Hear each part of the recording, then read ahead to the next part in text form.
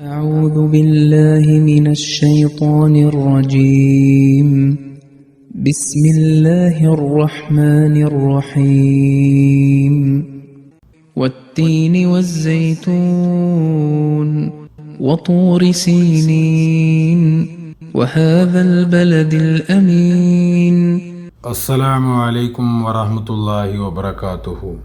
സൂറത്തു തീൻ ആയത് നമ്പർ 1 മുതൽ 4 വരെ. അർത്ഥം: പരമകാരുണ്യകനും കരുണാമയനുമായ അള്ളാഹുവിൻ്റെ നാമത്തിൽ. അത്തിയും ഒലീവും കൊണ്ട് സത്യം, സീനായ മലയെ കൊണ്ട് സത്യം, നിർഭയമായ ഈ പട്ടണത്തെ കൊണ്ടും സത്യം. ഈ ആയത്തുകളുടെ വിശദീകരണം തഫ്സീർ കബീർ അൽ മുസ്ലിമൗദ് റളിയല്ലാഹു തആല അൻഹുവിൽ നിന്ന് കേൾപ്പിച്ചു വരികയാണ്. മുൻപോട്ട് ഖലീഫത്തുൽ മസീഹ് സാനി റളിയല്ലാഹു തആല അൻഹു അരുൾ ചെയ്യുന്നു: ഞാൻ ഹസ്രത്ത് ഖലീഫത്തുൽ മസീഹ് അൽ അവ്വൽ റളിയല്ലാഹു തആല അൻഹുവിൽ നിന്ന് ഇങ്ങനെയും കേട്ടിട്ടുണ്ട്: തീൻ വസ്സൈത്തൂൻ, അതായത് അത്തിപ്പഴവും ഒലീവും എന്നതുകൊണ്ട് ഹസ്രത്ത് മസീഹ് അലൈഹി സ്വലാത്തു വസ്സലാമിനെയും, തൂരി സീനീൻ എന്നതുകൊണ്ട് ഹസ്രത്ത് മൂസ അലൈഹി സ്വലാത്തു വസ്സലാമിനും, ബലദുൽ അമീൻ എന്നതുകൊണ്ട് ഹസ്രത്ത് റസൂലുള്ളാഹി സ്വല്ലല്ലാഹു അലൈഹി വസല്ലത്തിനും വേണ്ടിയാണ് ഉപയോഗിക്കപ്പെട്ടിട്ടുള്ളതെന്നും, അതുപോലെ തന്നെ ഖലീഫത്തുൽ മസീഹ് അൽ അവ്വൽ റളിയല്ലാഹു തആല അൻഹു ഇബ്നു കസീറിൻ്റെ വിശദീകരണത്തെയും അദ്ദേഹം ഉപയോഗിച്ചിട്ടുണ്ട്, അവതരിപ്പിച്ചിട്ടുണ്ട്.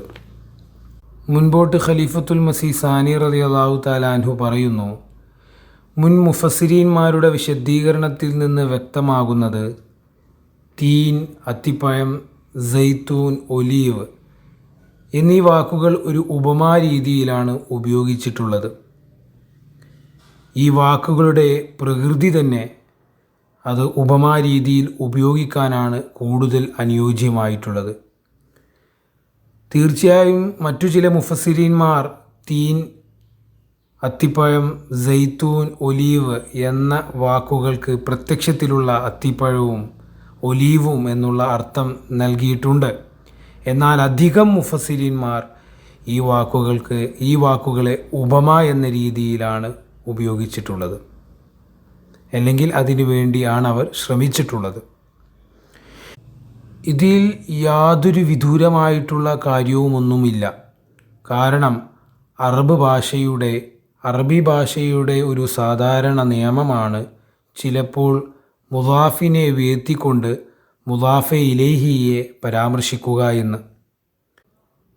ആ രീതിയിൽ നോക്കിയാൽ ഇവിടെ തീൻ, സൈത്തൂൻ എന്ന വാക്കുകൾ ഉപയോഗിച്ചിട്ടുള്ളതിൽ യാതൊരു തെറ്റുമില്ല. ഖുർആനിൽ മറ്റൊരു സ്ഥലത്ത് അള്ളാഹു യൂസുഫ് അലൈഹി സ്വലാത്തു വസ്സലാമിൻ്റെ സഹോദരന്മാർ പറഞ്ഞ ഈ കാര്യം പരാമർശിക്കുന്നു: വസഅലിൽ ഖരിയത്തല്ലതി കുന്ന ഫീഹ വൽ ഗൈറല്ലതി അഖ്ബൽന ഫീഹ. സൂറ യൂസുഫ് ആയത് നമ്പർ 83.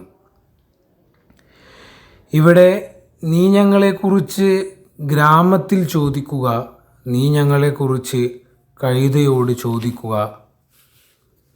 യഥാർത്ഥത്തിൽ നമുക്കെല്ലാവർക്കും അറിയാം, ഗ്രാമമോ കഴുതയോ ഒന്നും തന്നെ സംസാരിക്കുകയില്ല.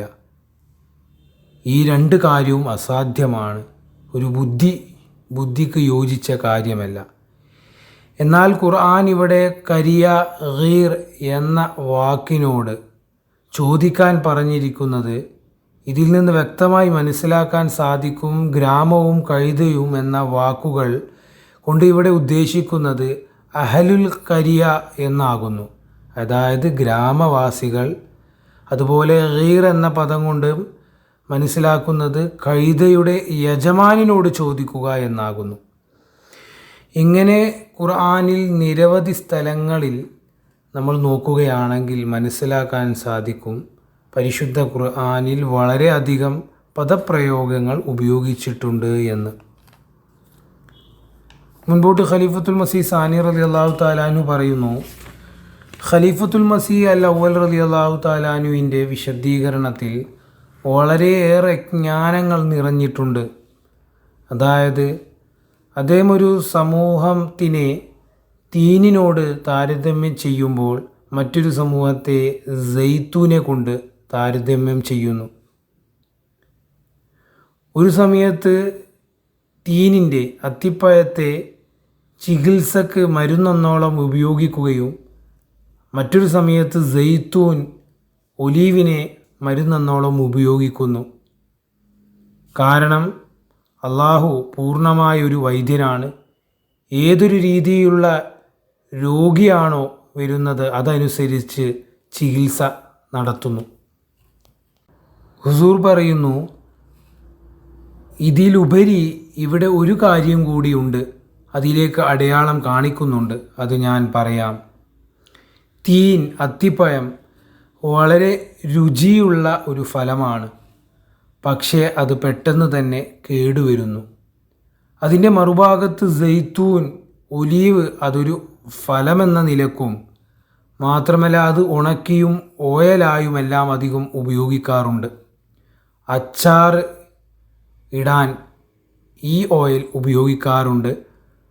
ഒലീവ് ഓയിൽ ഉപയോഗിച്ച് അച്ചാറുകൾ ഒരുപാട് കാലം കേടുവരാതെ നിലനിൽക്കുന്നു. അതായത് തീൻ അത്തിപ്പഴം സ്വയം നിലനിൽക്കുകയും മറ്റുള്ളതിനെ നിലനിർത്തുകയോ ചെയ്യില്ല. എന്നാൽ സൈത്തൂൻ സ്വയം നിലനിൽക്കുകയും മറ്റു വസ്തുക്കളെ നിലനിർത്തുകയും ചെയ്യാൻ സാധിക്കും. ഇപ്പോൾ ഈ രണ്ട് ഉദാഹരണത്തിലൂടെ അള്ളാഹു ഒരു കാര്യത്തിലേക്ക് നമ്മുടെ ശ്രദ്ധ ക്ഷണിക്കുന്നു. മൂസ അലൈഹിസ്സലാത്തു വസ്സലാമിൻ്റെ അധ്യാപനങ്ങൾ അത്തിപ്പഴം പോലെയാണ്, അത് കേടുവരുന്നതാണ്. ഇപ്പോൾ നാം നിങ്ങൾക്ക് സ്വയം കേടുവരാത്തതും മാത്രമല്ല മറ്റുള്ളതിനെ കേടുവരുന്നതിൽ നിന്ന് സംരക്ഷിക്കുന്നതുമായ ഒരു അധ്യാപനം നൽകാം. അതുമാത്രമല്ല അത് മനുഷ്യൻ്റെ ബുദ്ധിയിൽ ഒരു പ്രകാശത്തെ, യുക്തിയിൽ ഒരു പ്രകാശത്തെ ജനിപ്പിക്കുകയും അതിലൂടെ പുതിയ പുതിയ ജ്ഞാനവും പുതിയ പുതിയ അറിവും ഈ ഗ്രന്ഥത്തിലൂടെ അവർക്ക് ലഭിക്കുകയും ചെയ്യുന്നതാണ്. ഇതുപോലെ സൈത്തൂൻ ഓയിലിനെ കുറിച്ച് അള്ളാഹു ഖുർആനിൽ പറയുന്നു, യകാദു സൈത്തുഹ യുളീഉ വലൗലം തംസസ്ഹു നാർ. സൂറത്തുന്നൂർ ആയത് നമ്പർ 36. ഇവിടെ പരാമർശിക്കപ്പെട്ടതുപോലെ ഈ ഓയിൽ വളരെ നിലവാരമുള്ളതാണ്. അതായത് അത് തീൻ്റെ അടുത്ത് കൊണ്ടുപോയില്ലെങ്കിലും അത് സ്വയം ആളിക്കത്തുന്നതാകുന്നു. ഇൻഷാ അല്ലാഹ് ബാക്കി വിശദീകരണം വരും ദിവസങ്ങളിലുള്ള ദർസുകളിൽ കേൾപ്പിക്കുന്നതാണ്. അല്ലാഹുമ്മ സല്ലി അലാ സയ്യിദിനാ മുഹമ്മദ് വബാരിക് വസല്ലി ഇന്നക ഹമീദും മജീദ്. ജസാക്കുമുല്ലാഹ്.